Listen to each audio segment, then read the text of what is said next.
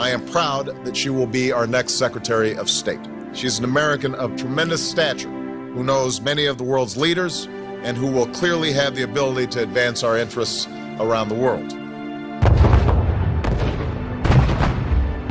Rockets continue to fire from Gaza, and massive explosions rock Gaza City. There is panic and fear in the streets of Israel tonight. This as Israeli warplanes pounded the Gaza Strip.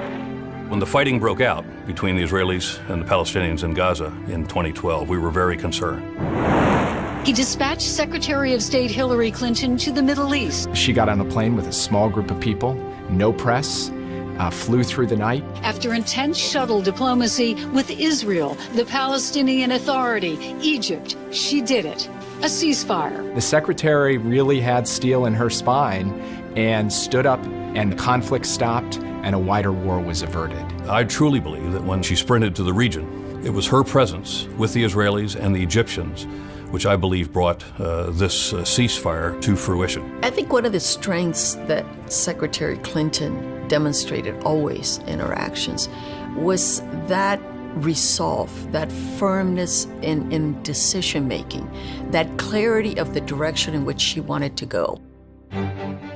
Climate change activists are increasingly angered by the failure to make progress. It was a conference on the verge of a nervous breakdown. It was a conference in meltdown. Hopes for a global deal to cut greenhouse gas emissions are fading. The secretary and the president, they knew the only way to break the impasse was to find the actors that they needed to get into a room, particularly the Chinese, and hammer out an agreement. And at this point now, we are deep into the afternoon of the very last day, and we can't find these people. I remember when we go up an escalator, we turn some corners and we find a fairly nondescript room, but you realize you found something big when it's basically surrounded by security.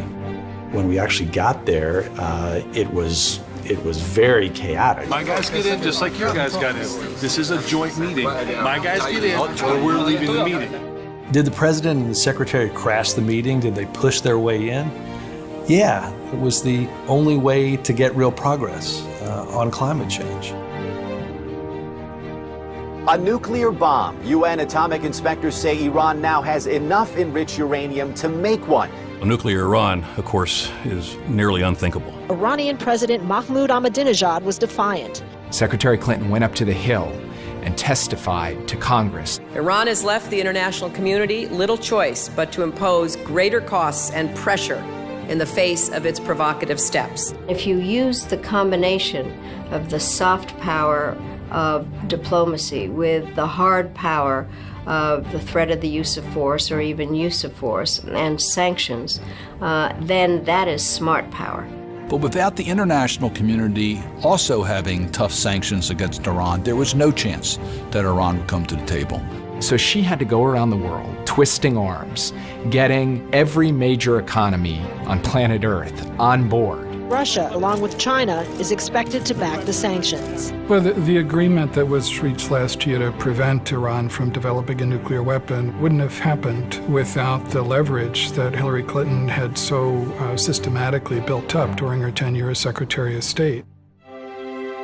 I saw Secretary Clinton go to the furthest reaches of the earth to visit the victims of trafficking in persons, and she would circle her arms around them and offer them support and offer them love and compassion. Secretaries of State don't normally do that. We hope to shine the light brightly on the scope and scale of modern slavery, so all governments can see where progress has been made and where more is needed. Secretary Clinton was the first Secretary of State to recognize that human trafficking was happening not just overseas, but also right here at home. And the secretary herself stood at the podium holding this report, saying this is a very important issue and one that is a priority.